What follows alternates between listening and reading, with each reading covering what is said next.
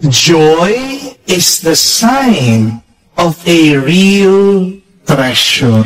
Sabi po sa talimhaga ng ating Panginoong Jesucristo, sa galak daw ng tao, binenta niya lahat ng kanyang ari-arian para mabili niya yung lupa kung nasaan ang kayamanan. Kapag hindi nagbibigay ng tuwa at galak ang isang bagay sa iyo, ang isang karanasan, hindi yan tunay na kayamanan. Sumpa yan, parusa yan, pagdurusa yan. Amen? Don't consider something precious and important if it gives you misery and suffering. Prioritize what makes you joyful. Amen? Ulitin ko po yun. Prioritize what makes you joyful. Unahin mo ang nagbibigay sa'yo ng galak. Iba po ang tuwa sa galak, ha?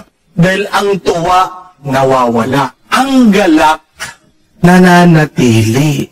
Maiksi lang po ang buhay, mga kapatid. Lalo-lalo nang umiiksi ang buhay mo kapag wala kang galak sa iyong puso. Amen? Kahit na kumita kang limpak-limpak na pera, kung naman hindi ka masaya, miserable ka, masungit ka, ginagawa kang bugnot ng iyong trabaho, yan ba ang tunay na kayamanan? Sa totoo lang, ang mayaman na may pera pero malungkot ay mahirap talaga.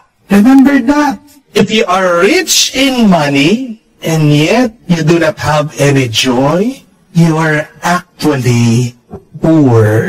Kung marami kang utang, pero kapag umuwi ka naman, kasama mong pamilya mo, nagbibigay yan ng ngiti sa iyong mukha, galak sa iyong puso, kapayapaan sa iyong kaluluwa. Kapatid, daig mo pa ang milyonaryo. Amen? Ang kapatid ko po, kwento niya sa akin, kapag bumibili daw po siya ng damit para sa kanya, palagi siya nagdadawang isip. Titingnan muna niya yung price tag. Pag nakita niyang napakamahal, hindi na niya bibilin. Nagtitipid siya. Pero kapag bumibili daw siya ng damit para sa mga anak niya, napakabilis niyang kumuha, bumili. Hindi po niya iniisip ang presyo. Kahit na mangutang siya, okay lang sa kanya. Dahil para po sa kapatid ko, ang tunay na kayamanan niya ay yung kanyang mga anak. Kahit na pagod daw po siya, makita lang niya yung picture ng kanyang mga anak, gumagaan yung kanyang pakiramdam. Kayo mga kapatid, tanong ko, anong nagbibigay sa'yo ng galak? Anong nagpapasabik sa'yo araw-araw? Kahit na wala kang pera, kahit na may sakit ka, kung araw-araw nagigising ka, na masaya, na excited ka, mayaman ka talaga. Amen? Kaya nga, hindi mo masasabi na kayamanan ang alak.